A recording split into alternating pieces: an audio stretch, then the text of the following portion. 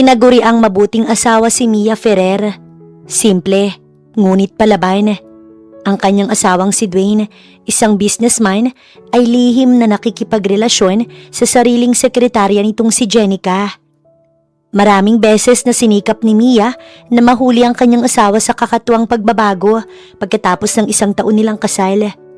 Paano nga ba matatanggap ni Mia ang panluloko ng asawa matapos makita ang panty ng ibang babae sa loob ng kotse nito? Sandali! Boses ng isang gwardya na humarang kay Mia saktong papasok na siya sa entrance ng isang luxury hotel kung saan gaganapin ang ika-7 selebrasyon ng kumpanya bilang pamumuno ng kanyang asawa. Hindi siya imbitado at wala siyang tiket kaya inaasahan niya nang haharangin siya sa entrance. Sinadya ni Dwayne na wag siyang isama kahit saang party, lalo na sa mga ganitong event dahil ikinahihiya siya nito kahit na hindi magsalita ang lalaki. Honey, ayaw kitang mapagod sa event kaya dito ka na lang sa bahay magpahinga. I love you very much, honey. Iyon ang palaging sinasabi ng kanyang asawa. Malambing ito sobra, ngunit palihim siyang niloloko. Nung una, hindi niya pinapansin ang sunod-sunod nitong pag-uwi ng madaling araw. Palagi nitong sinasabi sa kanya na dahil lamang iyon sa trabaho. Kahit kumakain na sila ng hapunan, kapag may tumawag sa lalaki, nagkukumahog itong umalis at nakakaya siyang iwan sa harapan ng mesa. Isang araw, napilitan na siyang sundan ng lalaki kung sino ang kinakatagpo nito. Walang iba kundi ang sekretarya mismo ng kanyang asawa, si Jenica. Sa loob ng kotse, kitang-kita niyang pag-uga dahil sa milagrong ginagawa ng dalawa. Nagngingit-ngit siya sa galit ngunit pinigilan niya lang ang kanyang sarili. Bukod pa roon ay labis siyang nasaktan sa ginawa sa kanya ni Dwayne. Pinaamin niya ito. Ngunit ang sabi ng lalaki, tungkol sa trabaho lagi ang rason kung bakit umaalis at nakikipagkita sa sekretarya. Kung hindi sa opisina, ay sa hotel nagkikita ang dalawa. Hindi niya alam kung bakit nito iyon ginagawa sa kanya. Dahil alam ni Dwayne na sobra niya itong mahal at kaya niyang tiisin lahat para sa lalaki. Sa pagkakaalam ni Dwayne ay mahirap lamang siya. Tunay niyang hindi ipinapaalam ang kanyang pagkatao upang sukatin ang katapatan nito sa kanya.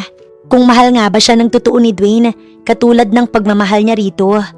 Sa totoo lang, presidente ng isang kumpanya ang kanyang ama. Ang 2 kapatid na lalaki ay hindi alam ang kanyang kalagayan na niloloko ng asawa.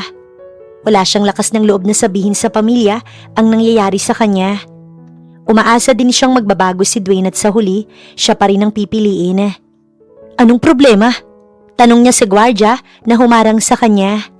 Ma'am, wala po kayong tiket. Paano kita papapasukin? Napabuntong hininga siya. Hindi nga naman siya imbitado kaya wala siyang tiket. Asawa ko si Dwayne Buenavista. Sinuyod siya ng tingin nito pababa bago tumawa.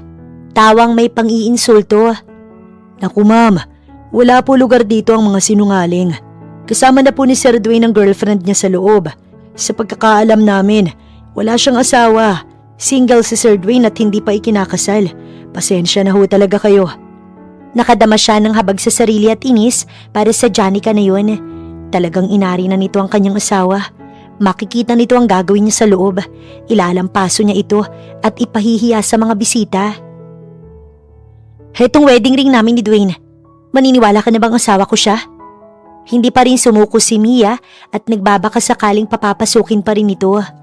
Gusto niyang ibunyag ang kalokohan ng kanyang asawa sa harapan ng tao. Kailangan niyang magbago ito at mangako sa kanyang hindi na siya lolokohin dahil kapag nagkataon, hindi niya na ipapaalam sa lalaking buntis siya at dinadala ang anak nila sa kanyang sinapupunan. Ipinakita niya ang suot na wedding ring nila ni Dwayne, baka sakaling maniwala ang gwardiya sa kanya at papasukin. 1,000,000 ang halaga ng singsing at tanging mayayaman lamang ang nakaka-afford. Tumawa ang gwardiya nang makita ang singsing na suot niya. Ma'am, marami na pong nabibiling mga peking alahas ngayon, kaya wag niyo na akong niloloko. Kailangan niyang makapasok sa loob. Naiinis na siya sa lalaking to. Ibubulgar niya ang matagal ng panluloko ng kanyang asawa sa kanya.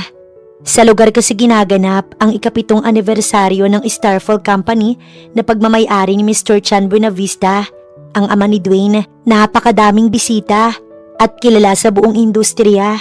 At ang pinaka-importanting panauhin na dadalo ay ang CEO ng Starfall na si Dwayne Buenavista, panganay na anak ni na Merchan at Audrey Buenavista, ang pinaka-high class sa party na iyon.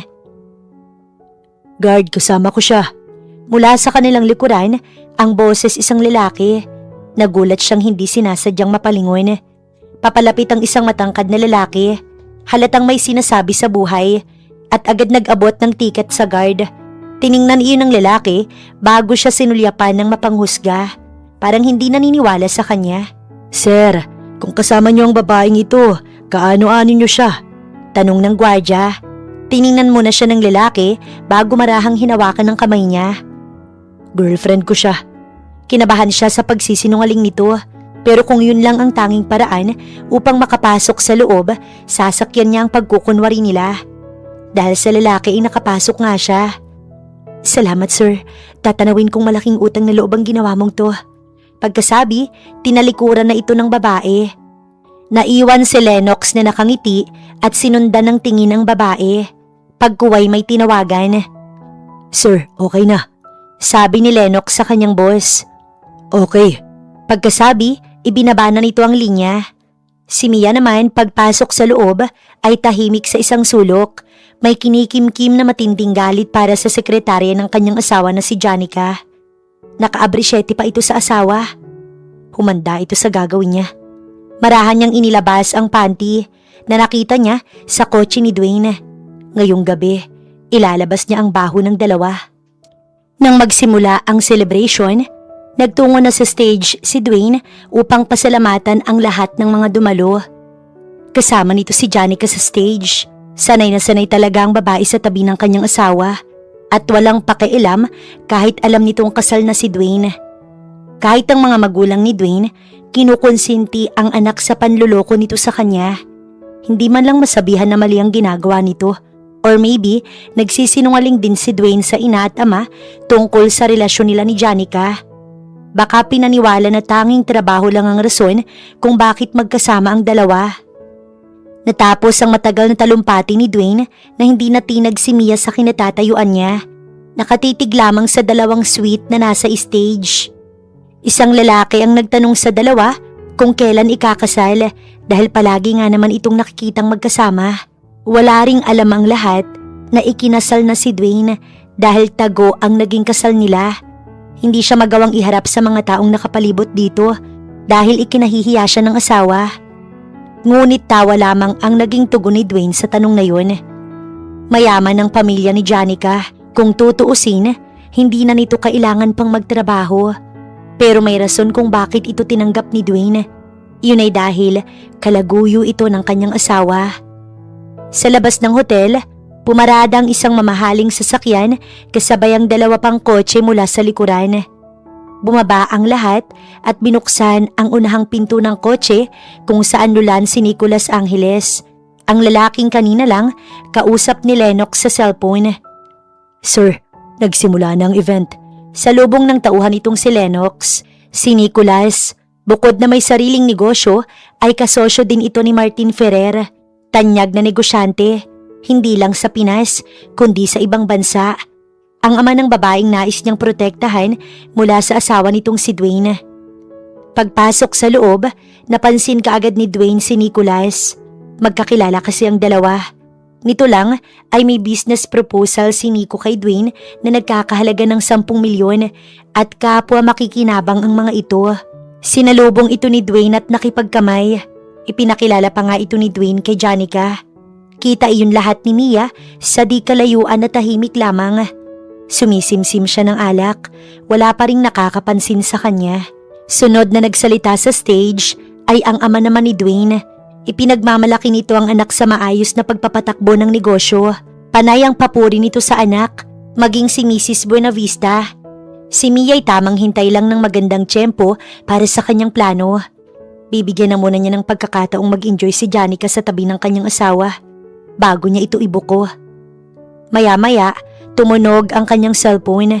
Nang tingnan ng screen, nakita niya ang kaibigang si Yani na tumatawag. Bes, nasan ka? Ano, gagawin mo ba talaga ang plano mo? Hindi ka ba natatakot sa asawa mo? Baka anong gawin sa'yo ni Dwayne? Bulalas ni Yani sa kabilang linya. Alam nitong natuklasan niya na ang lahat ng panluloko sa kanya ng asawa. At alam din nito ang kanyang plano na ngayong gabi sisirain niya ang reputasyon ng kanyang asawa. Sapat na ang 1 taong panluloko nito sa kanya. Simula nang hindi siyang naging priority ni Dwayne, unti-unti niya din itong pinatay sa kanyang puso. At kung mayroon man siyang nararamdaman para sa asawa, yun ay ang matinding galit na lamang. Yani, buo na ang pasya ko. Wala nang makakapigil sa akin. Tatapusin ko ng kahibangan ng asawa ko. Handa na ako at ngayong gabi, makikipaghiwalay na ako sa kanya. Hintayin mo ko dyan, friendship. Pupuntahan kita ha, okay? Nag-aalala ang boses ni Yani sa kabilang linya. Mukhang gusto siyang pigilan sa nais niyang gawin. Manong, bilisan niyo pa ho. Dinig niyang sigaw ni Yani. Maaaring nasa taxi na ito sa mga oras na yun at papunta sa hotel na kanyang kinaroroonan. Nang maibaba ang linya, bumuntong hininga siya at inilibot ang paningin sa mga taong abalang makipagkwentuhan sa kanya-kanyang katabi. Si Dwayne ay kausap pa rin si Janica at nakakawit ang isang kamay sa braso ni Dwayne. Oras na para tunguhin niya ang stage. Ni hindi siya napansin ni Dwayne, maging ni Janica na abot tenga ang ngiti. Ang mag-asawang Buenavista ay abala din. Pagdating sa stage, hinawakan niyang microphone at nagsalita. Good evening everyone. Please pay attention. May importante lamang akong i-announce ngayong gabi. Seryoso ang boses ni Mia at nakatingin sa asawa at kay Janica. Tanaw niya lang naman kung paano nanlaki ang mga mata nito pagkakita sa kanya. Ang mga panauhin, nagtatanong ang mga mata kung sino nga ba siya. Maging ang mga magulang ni Dwayne, takang-taka kung paano siya nakarating sa stage. Last year, kinasal kami ni Dwayne pero ikinakahiya niya ako at pilit itinago sa mga taong nakapalibot sa kanya. Oh my God, totoo ba? May asawa na si Mr. Dwayne Buenavista? Kung ganun, anong relasyong mayroon sila ni Mrs. Janica? Dinig ni Mia ang bulong-bulungan sa paligid. Mia, what are you doing? Bumaba ka dyan! Hindi makatiis ay sumigaw si Dwayne. Masama itong tiningnan ni Mia. Bakit Dwayne? Nahihiya ka bang malaman kung anong panluloko ang ginawa mo sa akin? Nagkatinginan pa ang dalawa. Sina Janica at Dwayne. Kaya lalo siyang nanggigil na mas ibinunyag ang baho ng dalawa. Mia, anong sinasabi mo? Binabalaan kita. Sigaw sa kanya ni Dwayne. Ang boses nito ay galit ngunit naroon ng pag-aalala. Pero tila wala siyang narinig. Bagkos ay inilabas niya ang panty na nakuha niya mula sa loob ng kotse ni Dwayne. Naiwan ito ni Janica matapos ang kababalaghang ginawa ng dalawa. Sige. Kung hindi niyo ako nilolokong dalawa ni Janica, ipaliwanag mo sa akin kung bakit may panty sa loob ng kotse mo. Ipaliwanag mo sa akin ngayon din, Dwayne.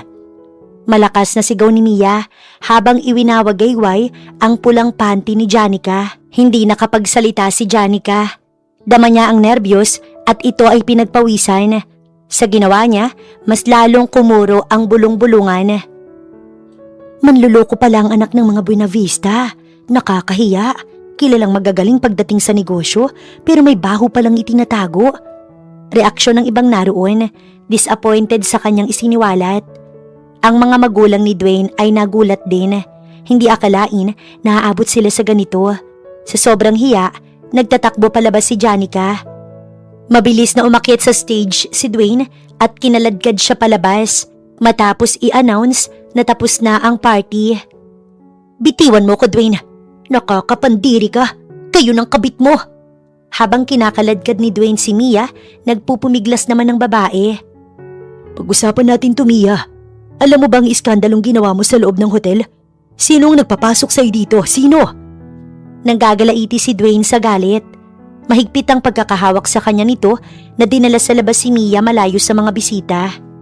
Hindi lang pati ang mga magulang ni Dwayne ang napahiya, kundi ang buong Buenavista. Siyempre, naroon din ang ibang kamag-anakan ni Dwayne na halos kadarating lamang. Mas malakas at pilit inagaw ni Mia ang kanyang braso na hawak ni Dwayne At nang magtagumpay, marahas niyang sinampal ang asawa. Napatigil si Lennox di kalayuan na nakasunod sa dalawa. Inutusan nito si Nicholas na wag hiwalayan ng tingin si Mia at Dwayne at hayaan na saktan ng lalaki si Mia. Walang balak makialam si Lennox hanggat hindi naman sinasaktan ni Dwayne ang babae. Sa tingin mo ba, Dwayne? Madadala sa usapan ng lahat ng ginawa mo sa akin? Sa tingin mo ba? Hindi ko pa alam ang ginagawa mong panluloko sa akin, ha? Ang akala ni Janica, mananatiling lihim ang lahat ng pinaggagawa niyong dalawa. Puno ng emosyon ang boses ni Mia ng mga sandaling yun. Mia, alam mong mahal kita.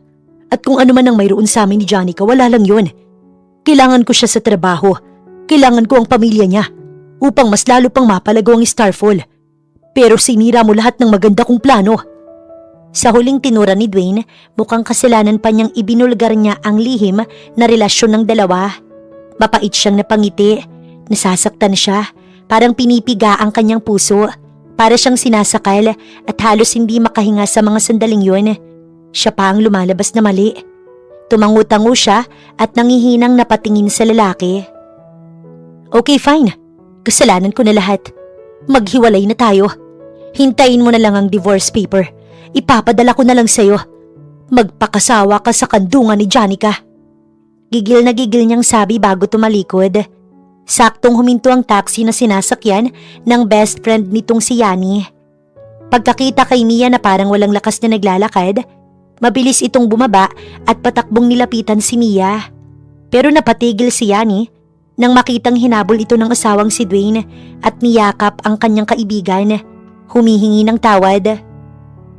Abat hoy!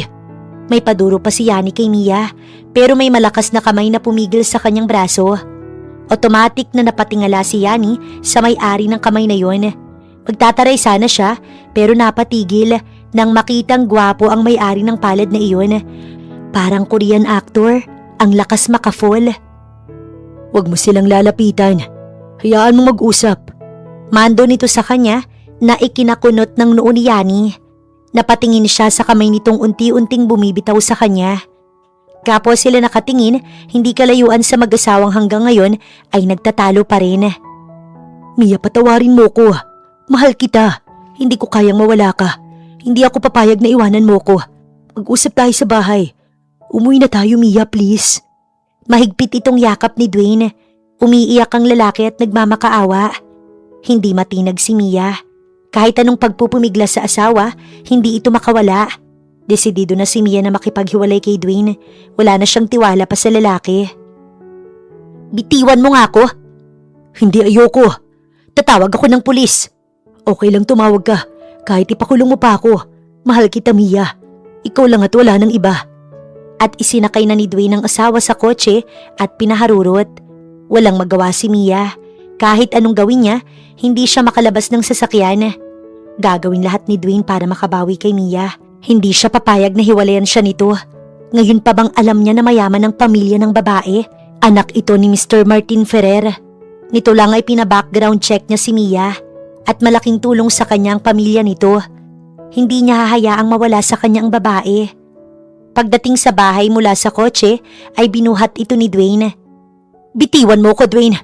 Kung sa tingin mo, mababago nito ang katotohanang manluloko ka, nagkakamali ka. Makikipaghiwalay pa rin ako sa'yo. Galit na sabi ni Mia habang nagpupumiglas sa pagkakabuhat sa kanya ng asawa. Pwede bang huwag kang malikot? Pareho tayong mabubuwal. Wala akong pakialam, Dwayne. Bitiwan mo ko. Hindi ako papasok sa loob ng bahay mo. Bitiwan mo ko. Kinukumos ito ng halik ni Dwayne upang manahimik. Mahal siya ni Mia at kaunting lambing lang niya dito, maibabalik niya ng tiwala nito sa kanya. Pero napaaray si Dwayne nang kagatin ito ni Mia sa labi. Pero hindi pa rin ito binitiwan ng lalaki. Dwayne, kahit anong gawin mo, kinasusuklaman ko ang pambababae mo. Bitawan mo ko. Nagpupumiglas pilit si Mia. Ngunit malakas si Dwayne hanggang sa tuluyan ng ipinasok ng lalaki ang asawa sa loob ng bahay. Ano na? Hindi pa rin ba tayo makikialam, ha, Lennox? Bulyaw ni Yani sa lalaking nasa driver's seat. Sinundan nila ito hanggang dito. Ngunit wala namang ginawang hakbang ang lalaki para tulungan nila ang kanyang kaibigan at naiinis siya rito. Pwede ba matalino si Mia? Alam kong kaya niyang makaalis kay Dwayne. Wala tayong gagawin, okay? Bumuntong hininga ang babae. Sige, sana nga okay lang si Mia. Sana lang hindi siya saktan ni Dwayne, kundi malalagot talaga sa akin ng Dwayne na yun. Ang mabuti pa, ihatid mo na ako sa amin. Bukas tatawagan ko si Mia. Babalitaan kita. Sabi ni Yani. Kinuha pa nito sa lalaking nagpakilala sa kanya na Lennox ang cellphone nito at tinawagan ng kanyang numero para makuha niya ang number ng lalaki nang sa ganoon ma-text niya ang tungkol sa kaibigan. At dahil stalker din ito ni Mia, makikibalita na rin siya kung sakaling maunahan siya nito. Hindi naman kumibo si Lennox kahit na hindi niya kailangan ng kaibigan ni Mia. Kaya pa rin naman niyang subaybayan ang bawat kilos ng Dwayne na yun. Kaya niyang kumilos ng mag-isa. Bakit hindi mo pahiwalayan ang Mia na yan, ha, Dwayne? Ipinahiya ka niya sa event. Hindi mo alam kung anong epekto nito sa pamilya natin.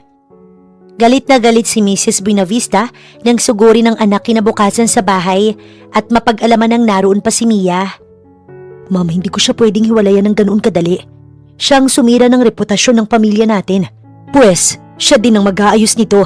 Magpapatawag ako ng presscon at gusto kong bawiin ni Mia ang mga sinabi niya sa event kagabi. Pero ma'am, kailangan ko muna siyang suyuin. Malumanay ang boses ni Dwayne. Nasa veranda ang dalawa habang nag-uusap. Mukhang napahinuhod naman ni Dwayne ang ina at ito ay kumalma. Gusto ko lang malaman kung may katotohanan nga ang paratang na iyon ni Mia sa'yo. Totoo bang nakikipagrelasyon ka kay Janica? Sa muli ay galit na naman ang boses ng ginang. Pinalagpas nga muna nitong komprontahin ng anak dahil siya mismo ang humarap sa mga bisita kagabi at pinaunawa ang mga nangyari. Mabuti na nga lang at nalusutan ito ni Mrs. Buenavista sa event at hindi agad-agad naniwala ang iba. Pero hindi lahat dahil may mga nainis sa kanilang pamilya. Mama, hindi ko magagawa yun kay Mia. Mahal na mahal ko siya. Pagmamalinis ni Dwayne, natitiyak niyang magagalit ang mga magulang kapag nalaman ng mga ito ang totoo. Hindi naman gugustuhin ng kanyang magulang na madungisan ang kanilang pangalan. Mariin itong tinitigan ng ina. Alam mo bang galit na galit ang ama mo? Kung sana hindi ka nagmadaling magpakasal. At siniguro mo muna kung sino ba talaga ang gusto mong makasama. Hindi ko man gaanong nagugustuhan niyan si Mia, pero tinanggap ko siya dahil siya ang pinili mong pakasalan. Ngayon kung magloloko ka rin lang naman, mas mabuti pang hiwalayan mo na lamang ang babaeng yan. Naging madiin ang boses ni Mrs. Buenavista.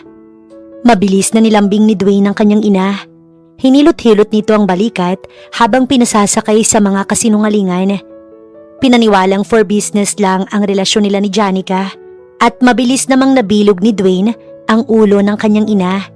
Tiwalang-tiwala sa kasinungalingan ng lalaki. Pero binigyan ito ng babala ni Mrs. Buenavista na kapag naulit pa ang kahihiyan na yun ng pamilya nila, ay itatakwil na nito si Dwayne. Gusto kong ayusin mo ang ginawang gusot ng asawa mo. Bukas, kailangang bawiin ni Mia sa harapan ng media ang kalokohang pumasok sa isip niya. Naiintindihan mo ba, ha, Dwayne? Tumango naman si Dwayne. Yes, ma'am. Kakausapin ko si Mia tungkol dito. Sa kanyang silid, lihim na pinagmamasdan ni Mia ang mag-inang nag-uusap sa baba. Nakapagdesisyon siya na sakyan muna ang mga ito. Kailangan niyang makakuha ng matibay na ebidensya na may relasyon sina Janica at ang kanyang asawa. Ngayon wala na itong rason upang pigilan pa siyang umalis sa bahay na iyon. Kung hindi niya napatunayan ng tungkol sa panty na naiwan ni Janica sa kotse ni Dwayne, maghahanap siya ng ibang mas matibay na ebidensya. Bumuntong hininga siya bago umalis sa kinatatayuan niya. Matapos mag-usap ni Dwayne at ng ina nito, tumunog ang kanyang cellphone at si Janica ang tumawag. Nagpalinga-linga muna si Dwayne upang siguruhing walang nakatingin dito bago sinagot ang tawag ng babae. Dwayne, wala ka man lang bang gagawin pagkatapos ng pagpapahiya sa akin ng asawa mo, ha? Babe, pwede bang kumalma ka? Huwag muna tayong sumabay ngayon. Mainit pang dugo sa akin ni Mia. Nakausap ko na siya kagabi. Gusto ko magkaayos na muna kami para sa plano ko. At siya mismong babawi sa harap ng media ng mga sinabi nito, okay? Bakit pa kasi hindi mo pahiwalayan ang asawa mo nang malaya na tayo? Nakakainis. Hindi kumibo si Dwayne. Wala siyang balak na hiwalayan si Mia para kay Janica. Totoong mahal niya ang asawa. Pastime niya lang ito. Wala naman ito sa kalingkingan ng kanyang asawa. Sa ganda, bukod pa roon ay sa yaman. Kung ganon, magkita tayo ngayon. Gusto kong tanggalin mo ang init ng ulo ko. Hihintayin kita sa office. Ayaw sana munang pumasok sa trabaho ni Dwayne sa araw na iyon. Pero hindi naman niya pwedeng pabayaan si Janica na nagtatampo sa kanya. Okay, I'll check kung makakaalis ako sa bahay. Wala akong pakialam, basta hihintayin kita dito. Inis na sabi ni Janica at pinatay na ang linya. Napansin ni Mia na pumasok sa kwarto nila si Dwayne at natigilan ito pagkakita sa kanya.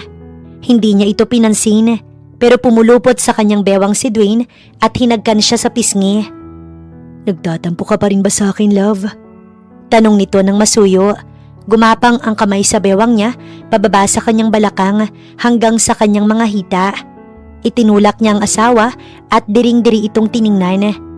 Hindi na ito nagulat sa kanyang reaksyon. Napabuntong hininga ito. Mia, sinusubukan kong maging maayos ang lahat sa atin. Huwag mo naman akong layuan. Huwag mo akong hahawakan or hahalikan, Dwayne. Dahil hindi ko maatim na ilang beses kayong nagsama ni Janica sa ibabaw ng kama. Nakakadiri ka. Wala kaming ginawa ni Janica. Katulad ng madumi mong isip. Sinungaling. Tingin mo ba maniniwala ko sa'yo? Kahit lumuha ka pa ng dugo sa harapan ko, mananatili kang sinungaling para sa akin, Dwayne. Kung gusto mong maging maayos pa tayo, makipaghiwalay ka. Pabayaan mo kung umalis dito. Bagaman galit, kalmado ang boses ni Mia. Patutunayan ko sa'yong wala akong kasalanan. Wala kaming relasyon ni Janica. Hindi basihan ng panty na naiwan sa kotse. Maaaring ikaw lang ang naglagay doon upang bigyan ako ng rason upang pagbintangan kami ni Janica. Or baka ikaw ang may ibang lalaki, kaya ang lakas ng loob mong umalis at hiwalayan ako. Buwelta nito sa kanya. Ito pa ang nagtaas ng boses. Lalong nakadama ng inis si Mia sa asawa. Binaligtad pa siya nito. Hindi na siya nakipagtalo dahil walang patutunguhan ng usapan nilang ito. Mas pinili niyang talikuran na lang si Dwayne at iwan sa kanilang kwarto. Pagkuwa'y tinawagan ng kaibigan na makipagkita. Hihingi siya ng pabor sa kaibigan. Pasusubaybayan niya si Dwayne sa lahat ng lakad nito. Pinakabusisi ni Yani si Mia nang magkita silang dalawa sa pag-aakalang sinaktan siya ng asawa. Anong balita, Bes? Inaya muna niya itong umupo at pinakalma para makapag-usap silang dalawa ng maayos.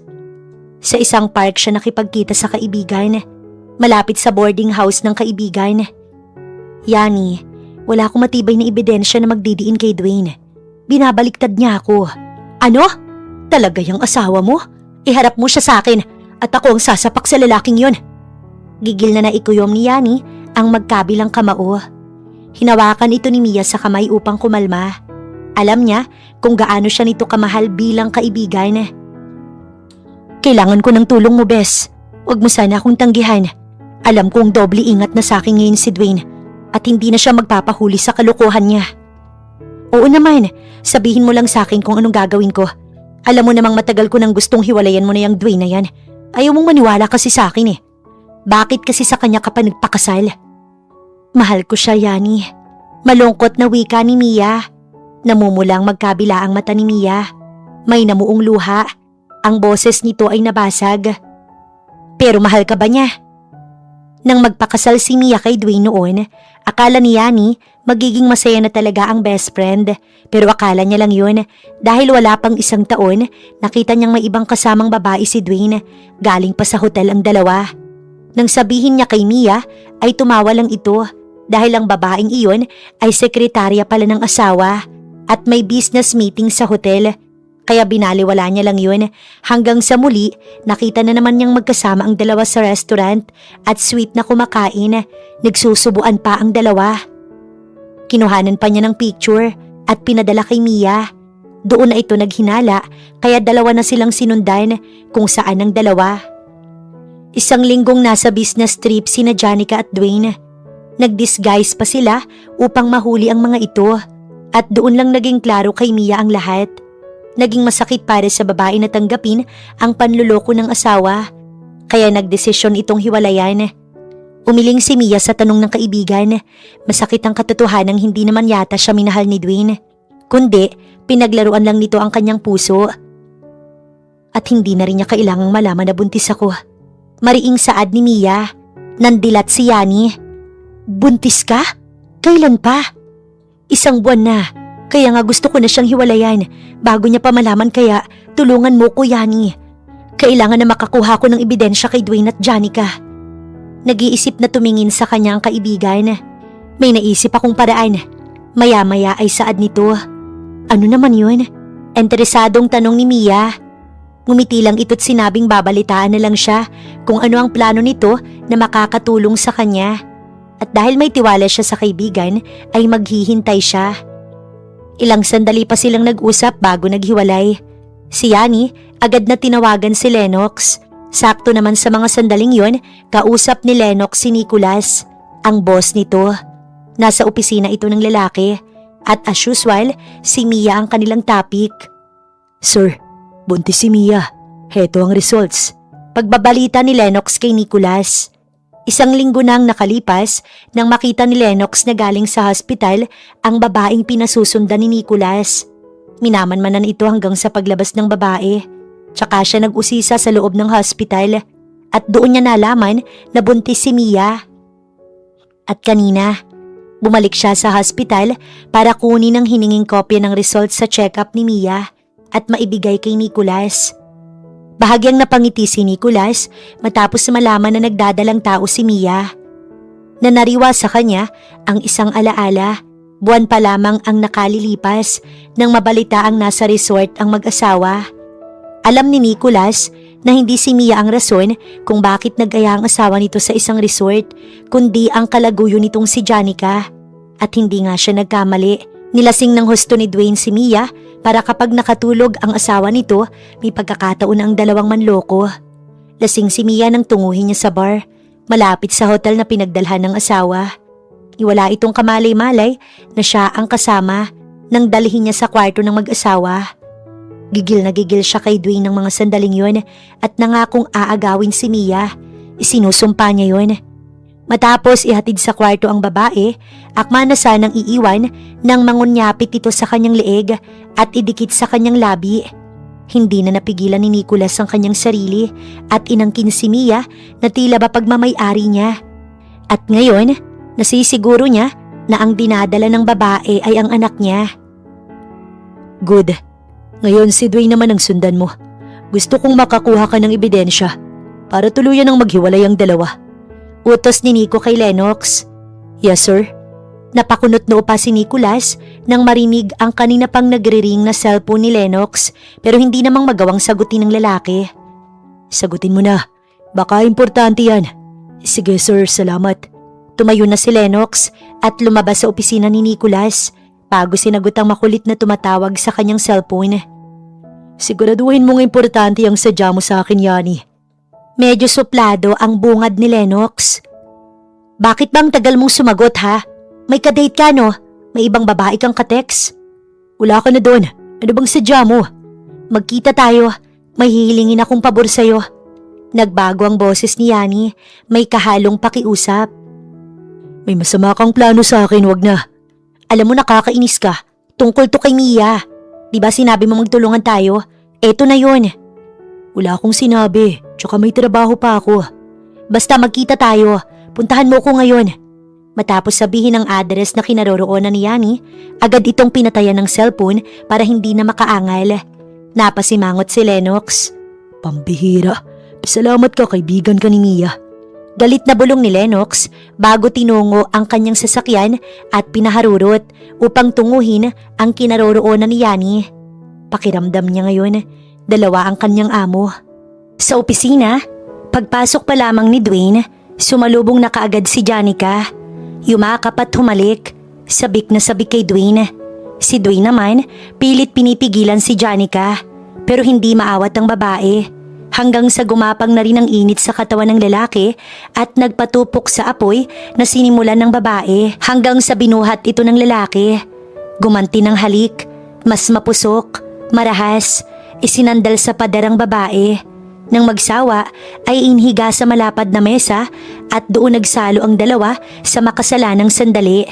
Pagod at hinihinga lang dalawa nang mapatid ang kanilang mga uhaw. Kalaunan ay kumilos ang babae. Dinampot ang nagkalat na mga gamit sa sahig At sa harapan ni Dwayne nagbihis habang nangaakit ang mga titig sa lalaki. Maaaring mahal nga ni Dwayne si Mia, pero malandi si Janica. Lahat gagawin para maagaw ng tuluyan ng lalaki sa asawa. Alam ni Janica na hinahanap-hanap din ni Dwayne ang kanyang alindog. Ang pagiging magaling nito sa kama na wala sa kalingkingan ni Mia. Hanggang pagsiselos lang ang tanging kaya nitong gawin, pero hindi sila maghihiwalay ni Dwayne. Lahat ay gagawin ni Janica. Dwayne, babe, ngayong naghihinala na sa atin si Mia, bakit hindi mo na lang siya hiwalayan at ako na lang ang pakasalan mo? Ani Janica matapos magbihis. Yumakap ito sa lalaking kasalukuyang nagbibihis. Hindi ko hihiwalayan si Mia kahit anong mangyari. At lalong hindi ko balak kang pakasalan. Kapag ginawa ko yun, maaaring itakwil ako ni Dad at Mommy dahil pinatunayan ko lang sa kanilang may relasyon tayo. Nalukot ang mukha ni Janica. Ang ibig sabihin na habang buhay na lang tayong magtatago? Dwayne, mahal kita. Nagtitiis ako kahit na pangalawa sa atensyon mo. Hanggang kailan tayo ganito? Hindi ito pinansin ni Dwayne nang tumunog ang cellphone ng lalaki. Masamang tingin ang ipinukol ni Janica sa lalaki. Kung hindi nito hihiwalayan ng asawa, pues papatayin niya si Mia. Humanda ito sa kanyang gagawin. Pahihirapan niya ito hanggang sa ito na mismo ang kusang umalis sa buhay ni Dwayne. Maya-maya, nagsimulang magtrabaho si Janica. Totoo ba to? Buntis ang anak ko? Nakangiti si Martin kay Nicholas. Sinadya ito ng lalaki sa opisina mismo ng lalaki. Yes, tito. At ako ang ama ng ipinagbubuntis niya. Walang gatol at takot na pagtatapat ni Nico sa ama ni Mia. Anong ibig mong sabihin? Ikinuwento ni Nicholas kay Martin kung paanong nangyaring siya ang ama ng dinadala ni Mia. Hindi niya sinasadya, hindi niya ginusto, pero mahal niya ang babae. Masakit para sa kanyang nagmahal at nagpakasal ito sa iba na ang tanging kaya niya lang gawin makita itong masaya sa piling ni Dwayne. At ngayon nagkaroon siya ng pag-asa, lalo at manluloko pala si Dwayne.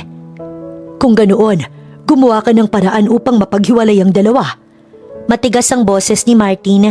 Utos iyon, hindi pakiusap. Tito, hihintayin kong si Mia mismo ang gagawa ng paraan upang makipaghiwalay kay Dwayne. Kailangang malaman ni Mia na ikaw ang ama ng dinadala niya. Tugon naman ni Martin. Hindi na kailangan, tito. Hihintayin kong siya mismo ang makakatuklas. Tinitigan ito ni Martin. May tiwala naman ng lalaki, pero bilang ama, kailangan niyang protektahan ang anak niya.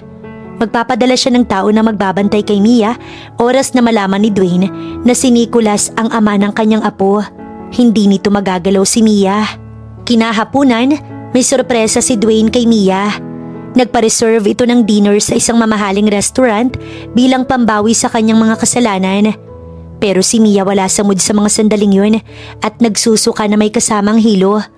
Pero dahil hindi niya nais malaman ni Dwayne na siya'y nagdadalang tao, tiniis niya ang masamang amoy na pumasok sa kanyang ilong. Paraan mo ba to para mapatawad kita sa ginawa mo, Dwayne? Ang pakainin ako sa mamahaling restaurant? Kahit anong gawin ni Dwayne, hindi na mabubura sa kanyang isipan ang ginawa nitong panluloko sa kanya. Wala pa lamang siyang ebidensya pero hihintay niya ang araw na mahuli itong muli. Alam niyang malapit na iyong mangyari. Mia, anong pambawi? Kasama ito sa paglalambing ko sa pagmamahal ko sa'yo. Naikuyom ni Mia ang kamao. Wala talaga sa itsura ni Dwayne ito ang aamin sa panluloko sa kanya. Okay. Kumilos ang lalaki at masayang pinaglagyan na makakain ang kanyang plato. Nagring ang cellphone ni Mia at nakita niya ang numero ng kanyang ama. Natigilan si Dwayne na nakatingin sa kanya. May tumatawag sa'yo. Pwede ko bang malaman kung sino? Ang ama ko. Excuse me, sasagutin ko lang. Ngumiti ito at tumango. Hello? Tsaka pa niya inangat ang tawag.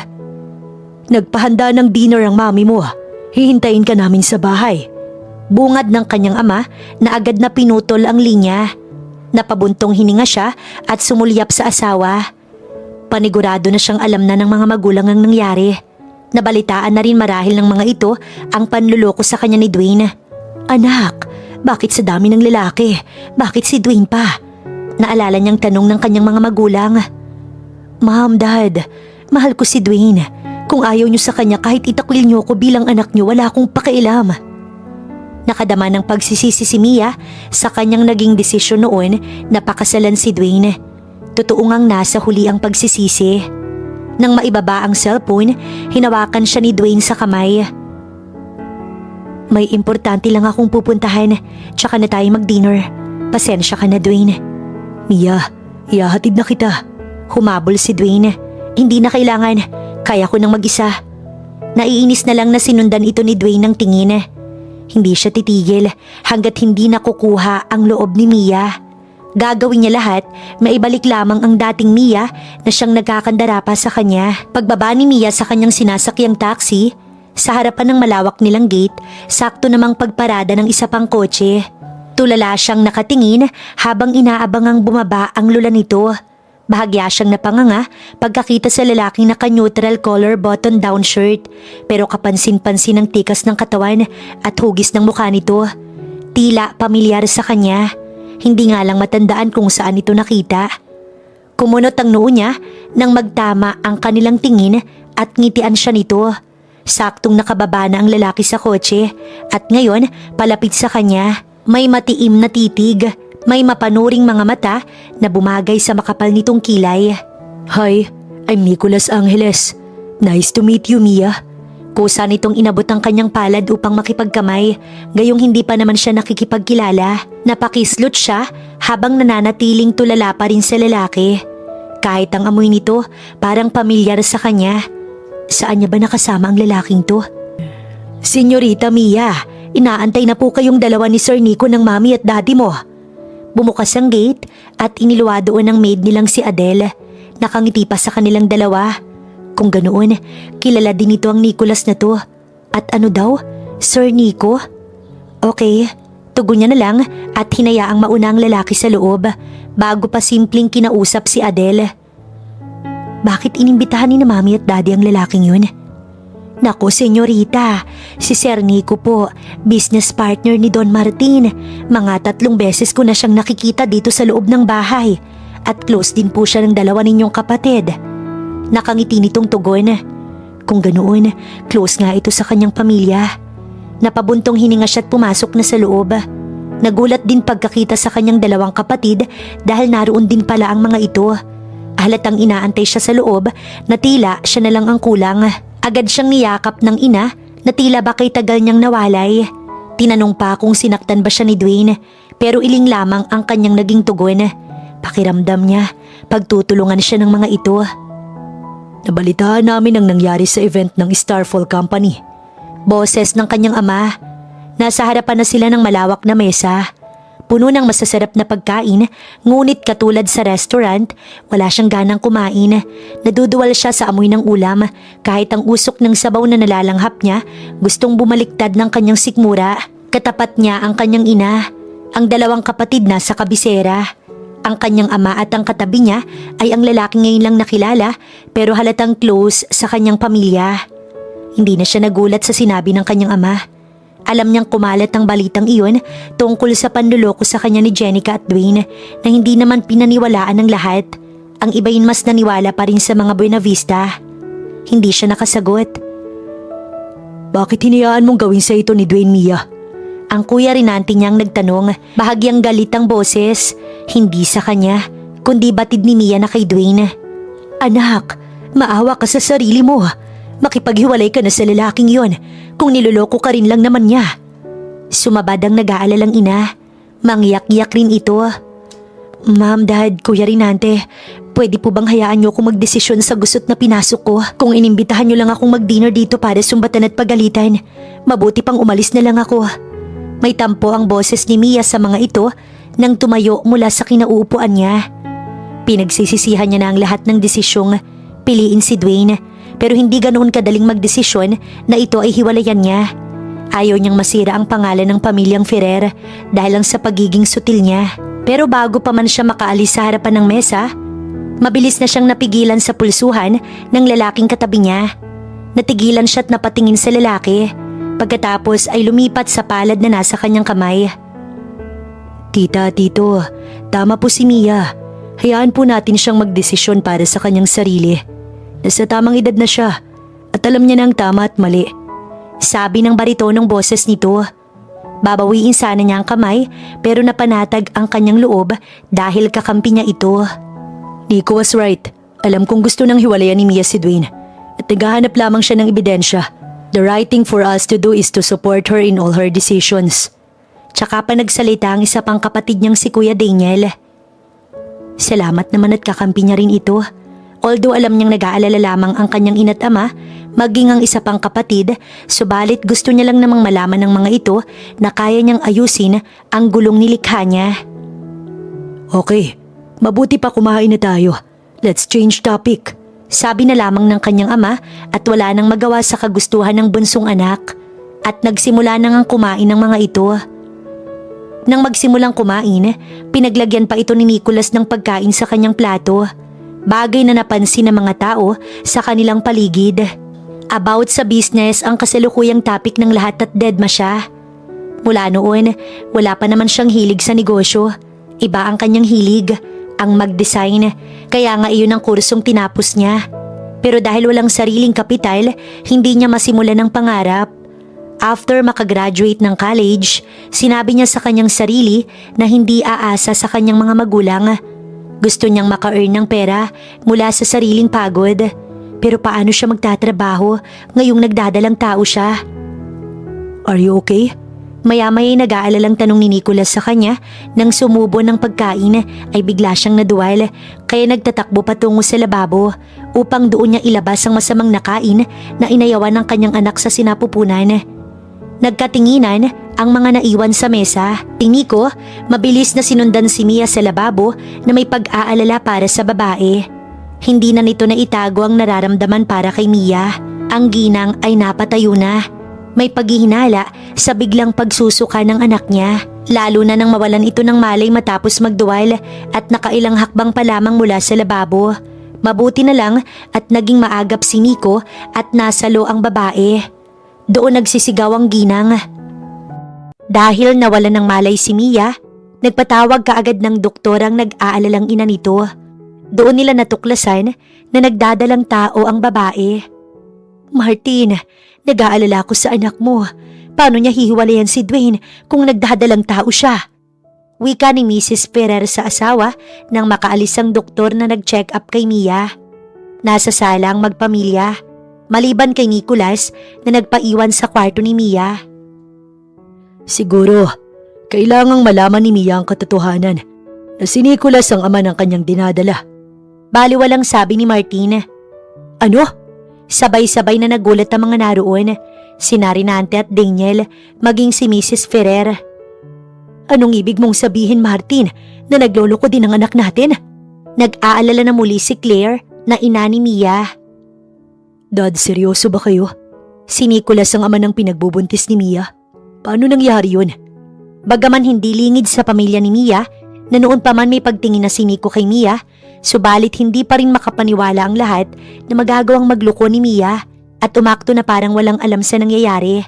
Pero ipinaliwanag ni Martin sa asawa at dalawang anak ang nangyari. Dinala ni Dwayne si Mia sa isang resort kung saan sinundan ni Nico. At ang manlulokong Dwayne, kasama nito ang kalaguyo at nilasing si Mia upang wala itong kamalay-malay sa pagkikitang palihim ng dalawa.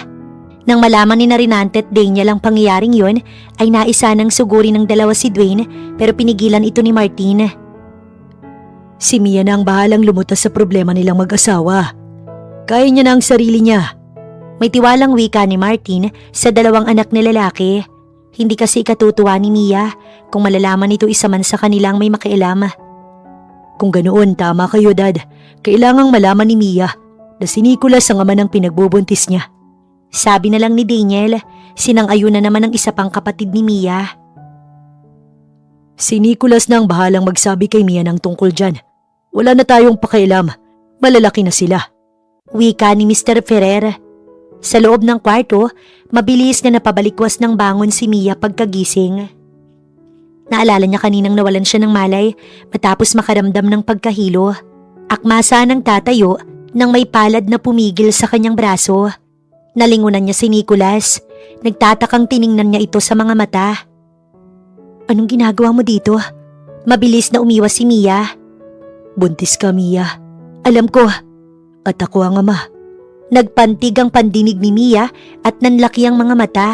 Marahas niyang sinampal si Nicholas. "Anong sinasabi mo? Lumabas ka! Labas!" Sigaw niyang itinuro ang pinto, ngunit hindi natinag si Nicholas. Kung ang pagsasabi ng katotohanan ng tanging rason upang mapadali ang pakikipaghiwalay nito sa asawa, iyon ang gagawin niya. "Ayaw mong maniwala?" Naghahamon ang boses ni Nicholas. Namumula ang pisngi nitong tinamaan ng malakas na sampal ni Mia. Pero hindi iyon ininda ni Nicholas. Ipinakita ni Nicholas sa babae ang footage ng CCTV camera sa resort kung saan nilasing ito ni Dwayne sa bar at iniwan, tsaka siya lumapit at binuhat ito palabas.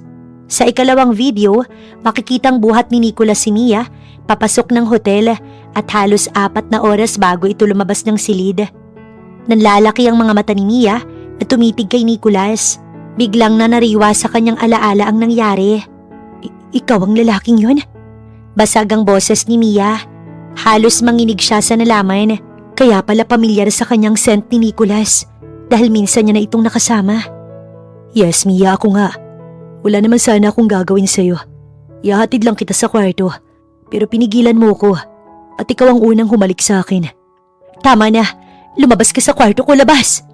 Galit na galit si Mia. "Mia, niloloko ka lang ng asawa mo. Hiwalayan mo na siya at pananagutan ko ang bata. Pag-isipan mo ang sinabi ko, kundi ipapakita ko kay Dwayne ang video na to." Seryoso ang boses ni Nicholas bago ito lumabas. Ilang sandali pa, narinig niya ang kotse nitong papalayo. Hinaplos niya ang kanyang impis na tiyan at hindi makapaniwalang si Nicholas ang ama ng ipinagbubuntis niya. Pero dapat niyang ikatuwa, lalo't wala naman na talaga siyang amor kay Dwayne. Kailangang makahanap na siya ng paraan upang mahiwalayan ng asawa, hindi upang magpakasal kay Nicholas, kundi magkaroon ng kalayaan sa kasal na kanyang pinagsisisihan. Napaigtad siya nang magring ang kanyang cellphone. Nang tingnan, si Dwayne ang nasa receiver screen. "Mia, anong oras ka uuwi? Susunduin kita." Boses ni Dwayne sa kabilang linya. "Dito ako magpapalipas ng gabi. Hindi ako pinayagan ng pamilya ko na umuwi. Susunduin kita. Hindi na kailangan. Kaya kong umuwi ng mag-isa." "Ayaw mo pa rin ba akong ipakilala sa pamilya mo, Mia? Gusto ko din naman silang ma-meet, please." "At bakit nais nitong makilala ang mga magulang niya? May ideya na ba ito?" "Okay, next time. Dadalhin kita dito at ihaharap sa magulang ko." "Salamat, Mia. Sige, magpahinga ka na. I love you, Mia." May pahabol pa itong malutong na halik sa kanya. Huli na ang lahat dahil kahit anong gawin ni Dwayne, hindi na nito makukuha pang muli ang kanyang tiwala. Nang maibaba ang tawag ni Dwayne, tinawagan naman niya si Yani. Wala siya ngayong gabi sa bahay, kaya maaaring malayang makipagkita si Dwayne kay Janica. Ito ang tamang panahon upang pasundan niya kay Yani si Dwayne kung aalis ito. Mas mapapadali ang pakikipaghiwalay niya kapag nahuli ito sa akto. "Ikaw na naman?" Medyo iritable ang boses ni Lennox sa kabilang linya nang tumawag si Yani. The last time na nakipagkita ito sa kanya, na hiniling ng dalaga na tulungan niya itong makapasok bilang empleyada sa Starfall, pero wala siyang kapangyarihang gawin yun, maliban kay Nicholas. Subalit delikado ang pinaplano nito. Oras na malaman ni Dwayne na sugo ito ni Mia. Kaya sinabi niya kay Yani na siya na ang bahalang kumuha ng ebidensya para sa dalawang manluloko.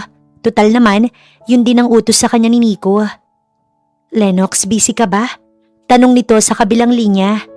"May trabaho ako. Ano na naman ang kailangan mo?" "Bakit ba ang sungit mo? Alam kong hindi lang dahil kay Mia. Hindi na talaga kita tatawagan kahit kailan." "Ang dami mo pang sinasabi. Ano bang kailangan mo?" "Samahan mo ko. Kailangan ko ng sasakyan at driver. Wala naman ako ibang pwedeng aasahan bukod doon dahil wala akong ibang kaibigan maliban sa inyo ni Mia. Kaya please, Lennox, pagkatapos ng project ko kay Mia, tuluyan silang maghiwalay ni Dwayne. Babawi ako sa'yo. Kahit anong kapalit, gagawin ko." Wala nang nagawa pa si Lennox kundi sunduin ang dalagang mukhang hindi napapagod ang bibig sa kakadaldal. "Sakay." Malamig na utos ni Lennox sa dalaga. Nasa labas na ito ng boarding house at sadyang inaabangan siya. Ang utos nito sa kanya, magbabantay silang dalawa sa labas ng gate ni na Dwayne at susundan ito kung saan pupunta sakali mang umalis ang lalaki. Kaya heto, 10:00 na ng gabi, nasa loob sila ng kotse, nag-aantay sa paglabas ni Dwayne. "Yahatid na kita. 11 na, hindi nalalabas yun. Tsaka may trabaho ka pa. Naiinip na sabi ni Lennox, sabay lingon sa dalagang katabi. Pero napatigil ang binata pagkakitang tulog na si Yani. Napabuntong hininga na lang si Lennox bago pinaandar ang kotse palayo. Ihahatid niya na ito pabalik sa boarding house tsaka siya uuwi. Gusto na rin niyang magpahinga at matulog. Ngunit lingid sa dalawa, tsaka naman lumabas ang kotse ni Dwayne saktong pag-alis ng kotse ni Lennox.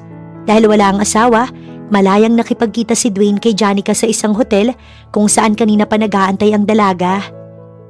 Bakit ngayon ka lang? Nagtatampong tanong ni Janica. Halatang miss na miss nito si Dwayne. Pagdating sa kwarto'y agad na pumulupot. May nagbabantay sa akin. Talagang naghihinala si Mia na may ginagawa akong kalokohan. May tao siyang inutusan na subaybayan ako. Kaya hindi ako makaalis agad. Bahagyang tumaas ang isang kilay ni Janica. Si Mia? Nag-utos ng tao para bantayan ka? Saan naman siya kumuha ng perang ibabayad sa taong inutusan niya, Aber? Isa siyang Ferrer. Ang ipinagtataka ko kung bakit hindi niya sinabi sa akin ng totoo. Ferrer? Nagulat si Janica dahil kilalang mayayaman ng mga Ferrer. Mas mayaman at mapera pa sa kanila. Napaisip bigla si Janica sa 2 taong inutusan niyang ipakidnap si Mia. Kung ipapapatay niya ang babae, delikado siya. Nagmamadaling kinontak ni Janica ang kanyang inutusang kidnapin si Mia, pero hindi sumasagot ang kanyang tinatawagan. Nilapitan ni Dwayne si Janica at kinuha ang hawak na cellphone tsaka ibinato sa tabi bago binuhat ng lalaki sa ibabaw ng kama ang babae. Konting sandali lang mayroon tayo, kaya kailangan nating bilisan. Gusto ko bukas, magkunwari tayong hindi magkakilala sa opisina. Ayoko makakuha ng ebidensya si Mia about sa atin. Wika ni Dwayne, at ayun na nga, nagpakasawa na naman si Dwayne sa kandungan ng ibang babae habang wala si Mia. Teka, bakit tayo nandito? Nasaan si Dwayne? Gulat na tanong ni Yani at bumalikwas ng bangon. Hoy, 11 na ng gabi. Anong akala mo sa akin, robot? Hindi nakakaramdam ng antok? Ikaw nga tinulugan mo ko habang nagbabantay. Ayos ka rin no? Ginawa mo na akong driver. Ginawa mo pa akong bodyguard. Bumaba ka na. Uwi na ako. Tsaka pa napaisip si Yani na tama nga ito. Nakakainis. Bakit kasi ayaw magpahuli ng lalaking yun? Salamat Lennox ha. Sige, mag-iingat kapag uwi. Pagkasabi nun, lumabas na ng kotse nito si Yani. Walang anumang pinaharurot iyon ni Lennox. Pagkababa niya lang ng kotse. Nalungkot naman si Yani na hindi nakakuha ng impormasyon tungkol kina Janica at Dwayne. Paano niya na nga ba matutulungan ng kaibigan? Pero dahil sa inaantok na nga siya, natulog na lamang si Yani. Marami pa namang pagkakataon. Pasado 7:00, gising na si Mia kinabukasan. Mas maayos na ang kanyang pakiramdam. Pagbaba, nadatnan niya ang katulong sa komedor. Binati siya ni Adele at tinanong kung gusto niya nang mag-almusal, subalit uminom lamang siya ng tubig. Tulog pa ba si na Mami at Daddy? Tanong niya kay Adele. Senyorita, nasa garden na po si Ma'am Claire. Si Sir Martin naman po nasa opisina na. Ang 2 mong kapatid naman ay kagabi pa umalis. Pagbabalita ni Adele, natinanguan niya lamang. May kanya-kanya nga namang buhay ang kanyang 2 kapatid. May mga sarili na ring negosyo. Tanging siya lang ang anak ng mga Ferrer na walang patutunguhan ng buhay. Maagang nagpakasal sa lalaking akala niya mahal siya. Pero ginawa lamang siyang manhid at walang pakiramdam. Ngayon nagdadalang tao pa siya ng ama ay hindi ang kanyang asawa. Napakamalas niya. Pero hindi yun ang oras ng kanyang pagdadrama. Hindi pwedeng malaman ni Dwayne na nagdadalang tao siya.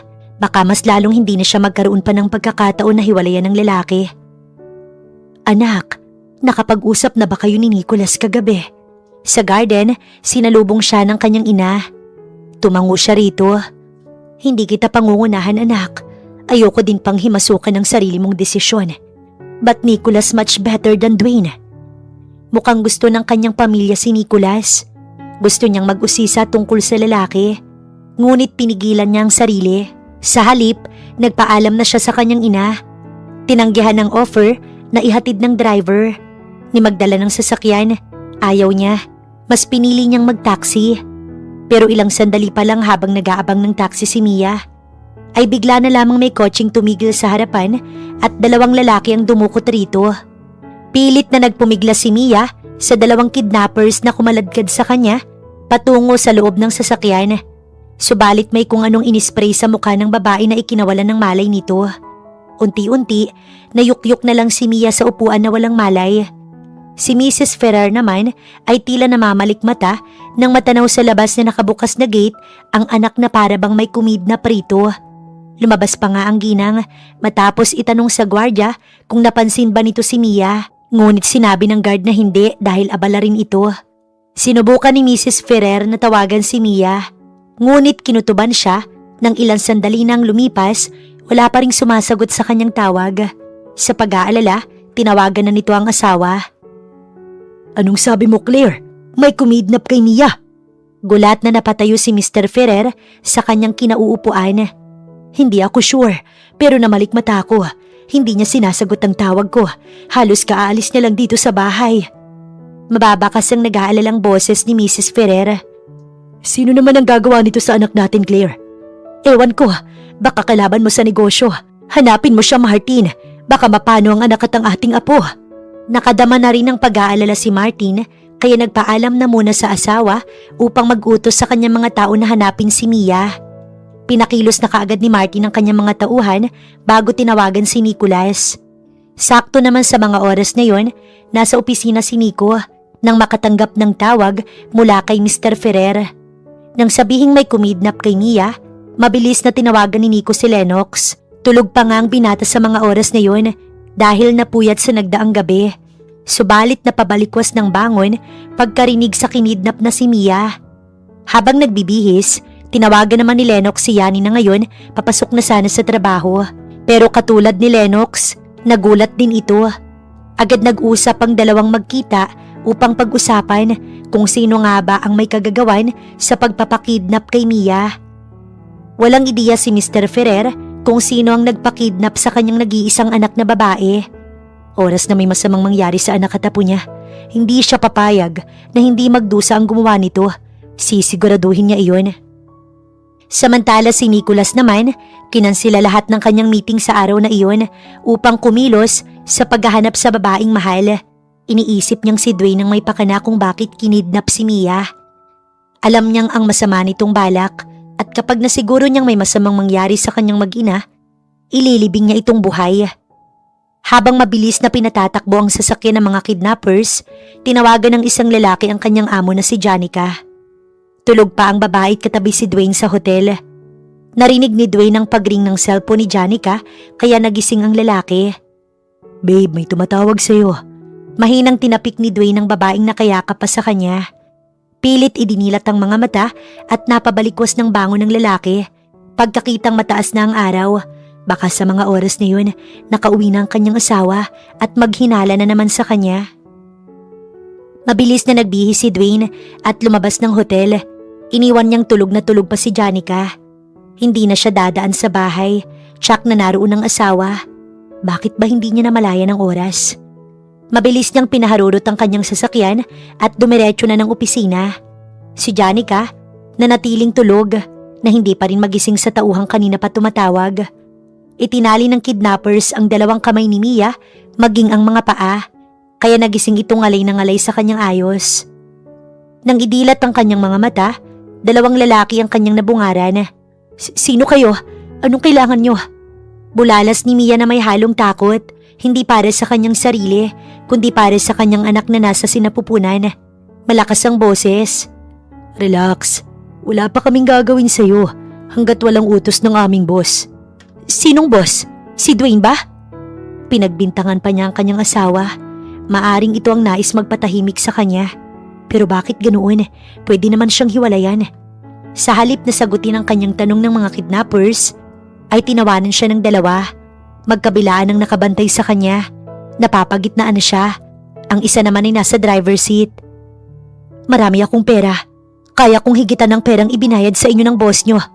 500,000. Pakawalan niyo ko. Tatawagan ko ang daddy ko." Bagaman takot at nais mataranta, ay pinilit ni Mia na maging kalmado. Alam niyang sa panahon ngayon, lahat ng bagay kayang tapatan ng salapi. Natigilan ng dalawa at nag-usap ang mga mata. Sinamantala naman iyon ni Mia. Dinukot niya ang kanyang cellphone at tinawagan ng kanyang kaibigan. Hindi niya pwedeng tawagan ng ama, kahit na ang ina. Ayaw niyang idamay ang mga ito sa kanyang problema. Kaya mas pinili niyang tawagan si Yani. Alam niyang maaasahan niya ito. Sa mga oras na yon, magkasama na sina Lennox at Yani. Parehong problemado at puyat. Sa tingin mo, sinong nagpa-kidnap kay Mia? Tanong ni Yani sa lalaking seryosong nagmamaneho. Nag-iisip ako. Pwede bang wag mo muna akong istorbohin? Naasar si Yani. Akala ko ba tinawagan mo ko para makipagtulungang hanapin si Mia? Pero mapapanis lang pala ang laway ko sa'yo. Pagtataray ni Yani, saglit itong sinulyapan ni Lennox. Oo, alam ko, kaya nga diba mag-isip ka rin dapat? Huwag mo kong tanungin dahil hindi kami close ni Mia. Ikaw dapat ang nakakaalam kung sino ang mga kaaway niya na pwedeng gumawa sa kanya na to. Wala namang kaaway ang best friend ko dahil mabait siya, no? May inggit, oo, at walang iba kundi si Janica na haliparot, mga agaw ng may asawa. Biglang naipreno ni Lennox ang sasakyan pagkarinig sa pangalan ni Janica. At dahil sa hindi inaasahan ni Yani, halos masubsob ito. Ano ba? Magdahan-dahan ka nga, bubukulan mo pa ako. Alam mo, for the first time tumama ka eh. Si Janica, maaaring siyang nagpadukot kay Mia. Kaya pupunta tayo sa bahay niya. Susundan natin siya.